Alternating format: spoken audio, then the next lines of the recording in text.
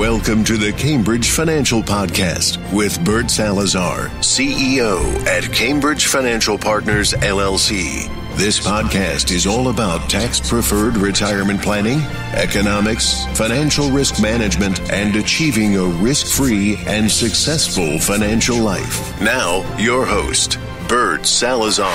Bert Salazar. Bert Salazar.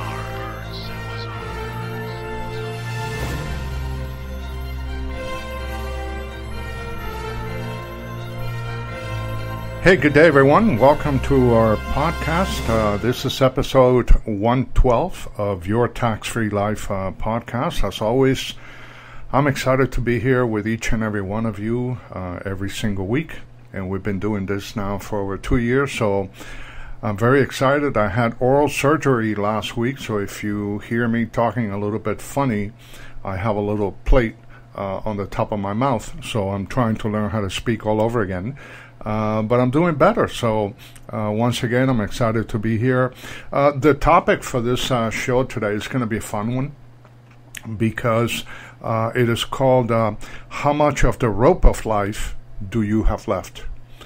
And the reason why I wanted to do something like this is that I had a very good friend of mine that was here with us over the weekend, you know, having dinner and a few drinks, and he's been a friend of mine and my wife for approximately 30 years, and he's got a different perspective in life that I want to share with all of you, because I think all of you can appreciate what he's going through, because he's up there in the retirement echelon, so it's important that you can listen to other people and hear what they say and how they feel about retirement and how they feel about their lives overall. So his name is Ricardo, and he's got a different view of life, and it's based on a rope.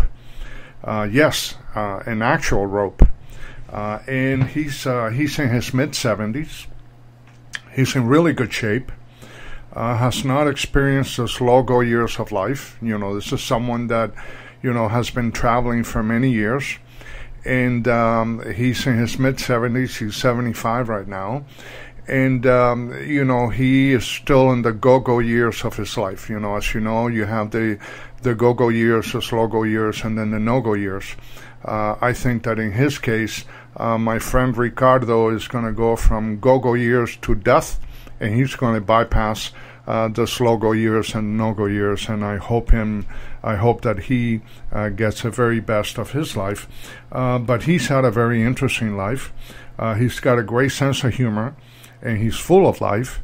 But he also looks at the realities of life and lives, you know, with the realities of life in mind.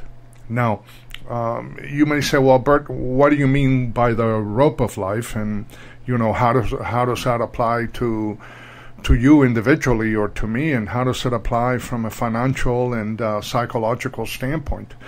So this podcast today is more about the psychology of life and the psychology of retirement than anything else that you can imagine, but obviously I'll articulate some of the different points regarding finances that are so critical from a retirement perspective.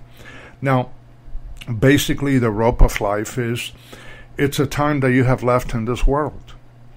In his case, you know, he's in his mid-70s, so he was sharing with me that, you know, when you're young and when he was young, the rope of life was long and psychologically never-ending. So he never thought he was going to die when he was in his 20s and 30s. Now he's in his mid-70s. Now he can see the light at the end of the tunnel, and the light can mean different things for different people. But, you know, he does see now that at some point in time he's going to have to move on from this world. So he wants to maximize and live his life the way that he intended to in retirement, and he doesn't want to waste a single minute or a single second of it. When you're older, you know, obviously, as he says, you can see the end of the rope. And in his case, you know, the end of the rope can be at any given point. Now, in his view, his personal rope is running out of knots, and So he continues to live life to the fullest. Now, when I joined the Marine Corps many years ago, one of the things that we were taught to do and you had to do in order to pass your physical fitness test or your PFT was to climb a rope. And it was a fairly long climb. Now, in the very beginning, every rope that we climbed had a knot, like maybe a foot and a half apart from each other. So it made a little bit easier for you to climb the rope, because you could place your feet, once you learn how to do it, on top of the knots, and then you can push up and continue to move up the rope. Now, as you became better and better, you would move to the next set of ropes, and those ropes had no knots whatsoever. So now it was all about using your legs, using your hips, and using your arms and shoulders to be able to pull yourself up the rope. But because of the fact that we did it every single day, all of us became very, very good at doing that. So one of the things that my friend Ricardo decided to do, he was living here in South Florida. He was in my business, so he was in the business for a long time, but, he pretty much retired about five years ago. So he decided to move to Tenerife, Spain, and he's now going to be moving to Malaga later on this year. Tenerife is a beautiful island off the coast of Spain. But, he gets, both he and his partner in life, they both get island fever, because if you're going to fly anywhere from Tenerife, even if you want to fly to Madrid, it's a 3-hour flight. So, you're in the middle of nowhere. It's like flying from the U.S. to Hawaii. I lived in Southern California for many years, and it was a 5-hour flight, to go from LAX to Hawaii, and then from Hawaii to LAX mainland. So it's a 5-hour flight. So he's now going to be moving to Malaga later in the year. He travels throughout Europe on a regular basis, 6-7 times a year. He drinks a lot of wine and eats great food with his newfound love. He got divorced about 15 years ago, but met this beautiful lady about 10 years ago, and they have been living together ever since, and now they live in Europe together. Now, the question that I asked him, the other day while we were having drinks and dinner, I said, well, how long do you think you have on that rope? And he said, Bert, I don't know. I may have 5, 10, 15, maybe 20 years at the very best. I'm going to try to stay in good shape as much as I possibly can and stay healthy. Who knows? What I did say to him is, you're probably right. Obviously, tomorrow is promised to no one. So 5, 10, 15, or 20 years, at 20 years, I would put him at 95.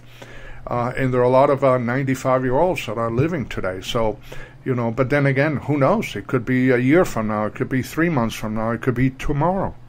So notice that we didn't talk about having 50, 60, or 70 years left on that rope. On the worst case scenario, we talked about running out of rope today. At the best case scenario, we're talking about 20 years. And by the way, someone can cut your rope at any point in time. It could be an accident, could be a stroke, could be an illness, could be anything that can shorten your rope in your life at any given point in time. Now, he does have some investments. He's got very good Social Security benefits. And he's got a self-created pension, because the companies that he's worked for in the past never provided a pension for him, but he used the power of guaranteed annuities to buy as many pension dollars as he could possibly afford from one year to the next. So he's been buying annuities probably for the last 30 years or so. So we had a really good discussion, and he's all excited about now, spending a lot of time traveling. He wanted to obviously travel some more this year, but, with the pandemic and the challenges that we have had throughout the world, I don't know if that's going to be feasible, but obviously next year he's going to be ready to travel again. And by the way, he decided to move to Tenerife about a year and a half ago. So now he's in the process of applying for a residency in Spain because he wants to live there full time for as long as he possibly can. So my question to all of you, and some of you may be 5 years away from retirement, some of you may be 10 years away from retirement, some of you may be 6 months away from retirement, or maybe at retirement as we speak. My question to all of you is, what are you doing with your rope? What are you doing with your rope of life? How are you looking at that rope? And what are some of the things that you're doing in order to maximize the enjoyment of your retirement life? Now, are you in the go-go years and truly having a good time in retirement? Or are you in the go-go years but acting as if you were in the slow-go years or no-go years of life? And it's sad because I see that quite often. Now I have north of 200, probably closer to 300 clients now, and a lot of my clients are either close to retirement or already in retirement because I specialize in retirement distribution planning and tax planning. So the market that I work with are people that are either 5 years away from retirement or 10 years away from retirement, and those that are already retired. So and what is sad is that I see a lot of people that are in their go-go years. They're between 65 and 75, but from a mental attitude and from a psychological standpoint, they're actually either in the slow-go years or the no-go years. Some of them are just waiting to die. And that's pretty sad when you're in your 60s and you want to try to maximize your life the best possible way that you can. So how much of your life are you truly enjoying? Are you having a good time? Are you going to be able at some point in time in the future be able to say to yourself, if I get called out tomorrow morning and I got to go, I have to say that I enjoyed life to the fullest and I did just about everything that I intended to do and that I wanted to do in my life. What are your current fears? Your current fears are based on taxes, inflation, stock market volatility, and what that could do to your retirement assets. Is it an issue of your propensity to consume? Are you a spender? Are you a saver? Is your fear running out of money? And that should be a prevalent one because most Americans have that fear.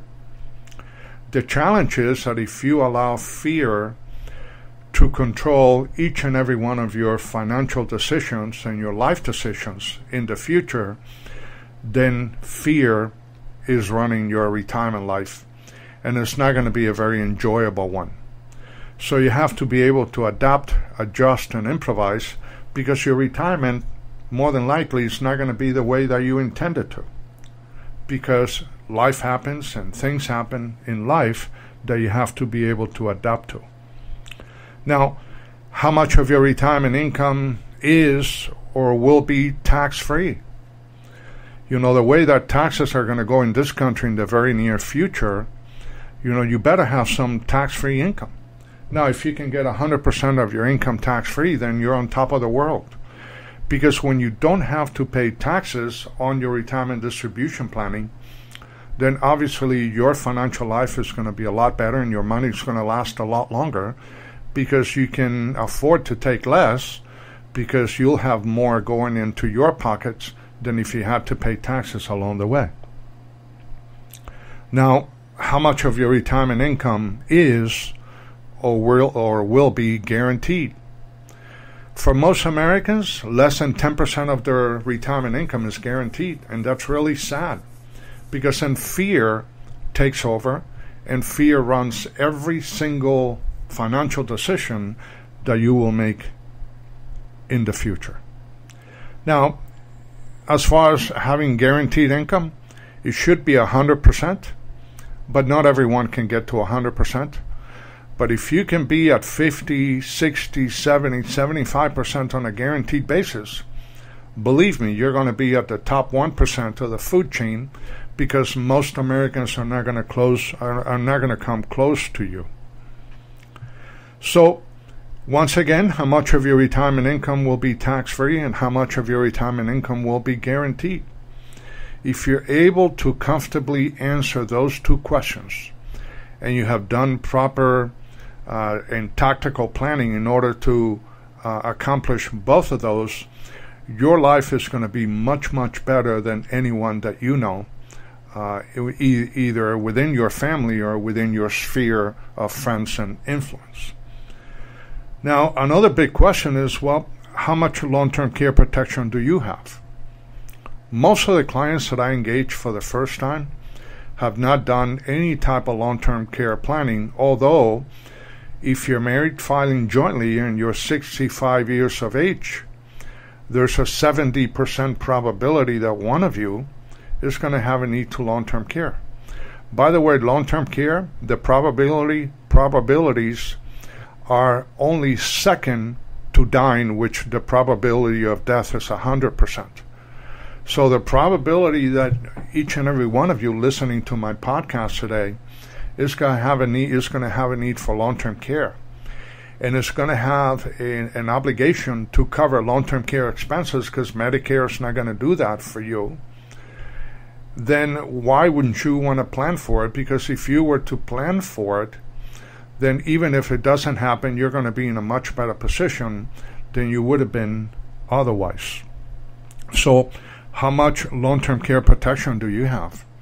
And what are some of the suitable products and services that you can purchase today that will give you long-term care protection, but it's not a use it or lose it type product, because someone will always receive a benefit, and you can benefit from the long-term care features of some of the best contracts that are available in the marketplace.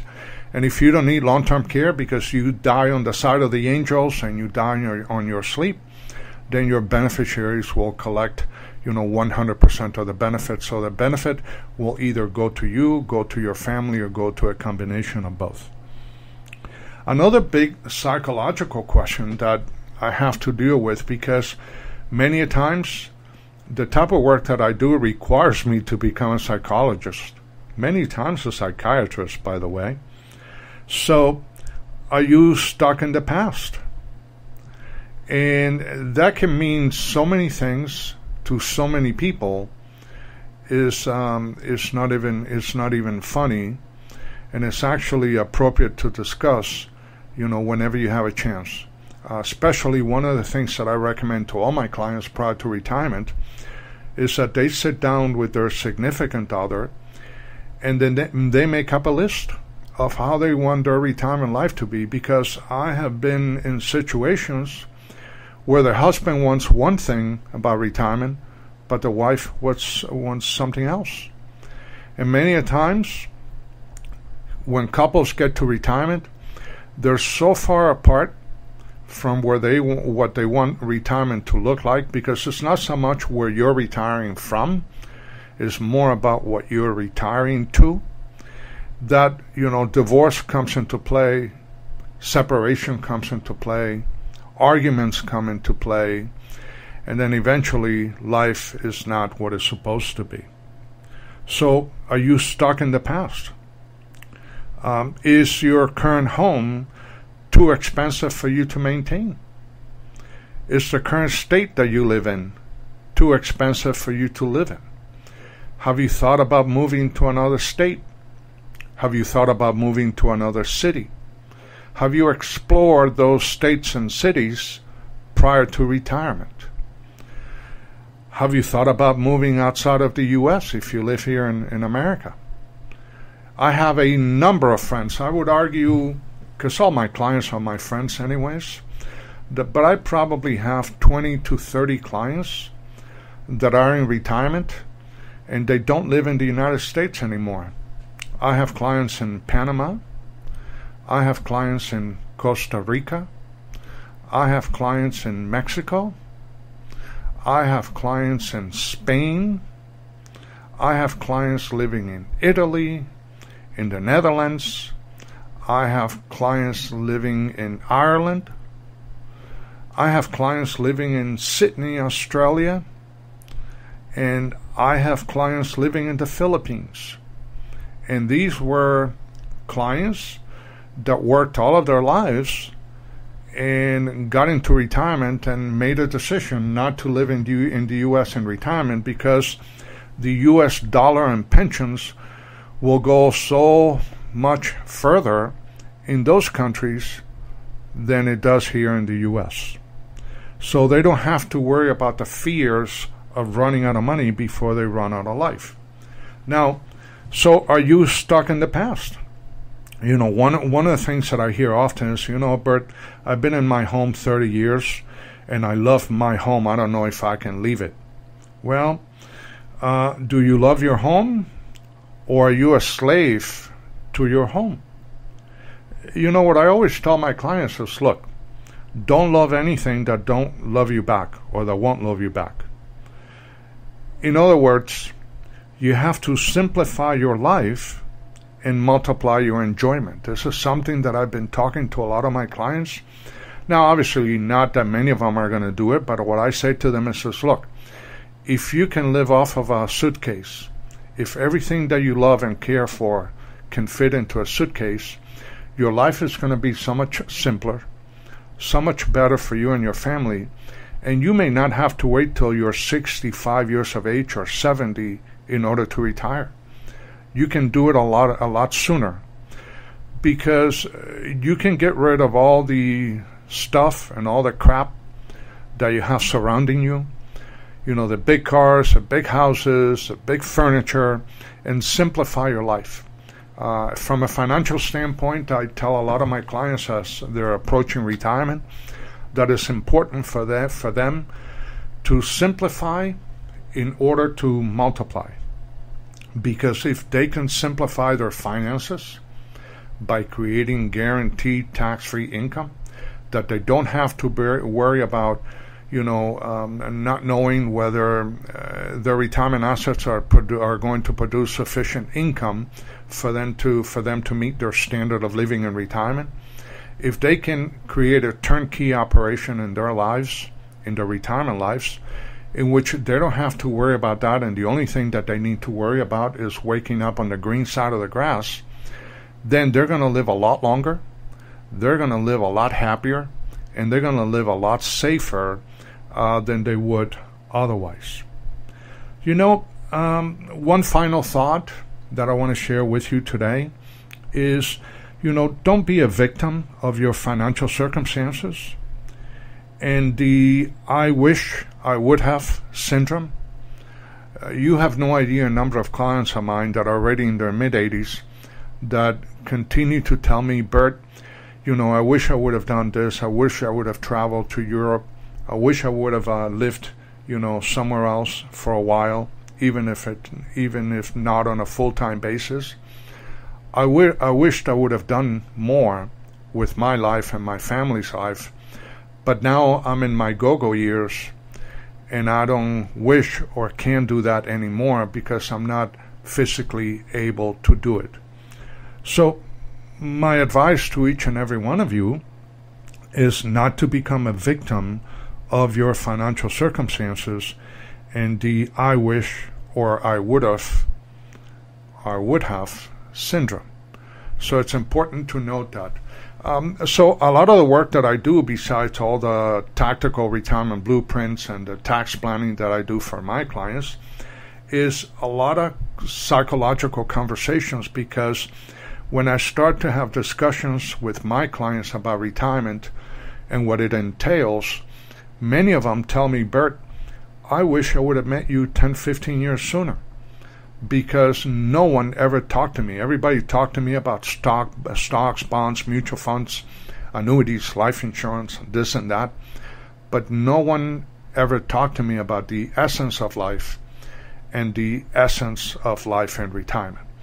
So if you want to pick my brain about anything that may be keeping you awake at night from a retirement perspective, please feel free to reach out to me. You can call me at area code 786-766-1042. You can also send me an email at Bert, B-E-R-T, at bertsalazar.com, BERTSALAZAR.com.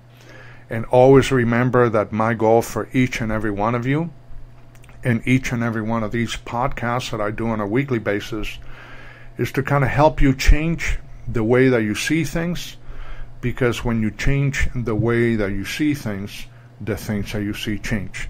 So once again, thank you for giving me a few minutes every time. Stay safe, stay healthy, and I'll talk to you next week. Take care. Bye-bye.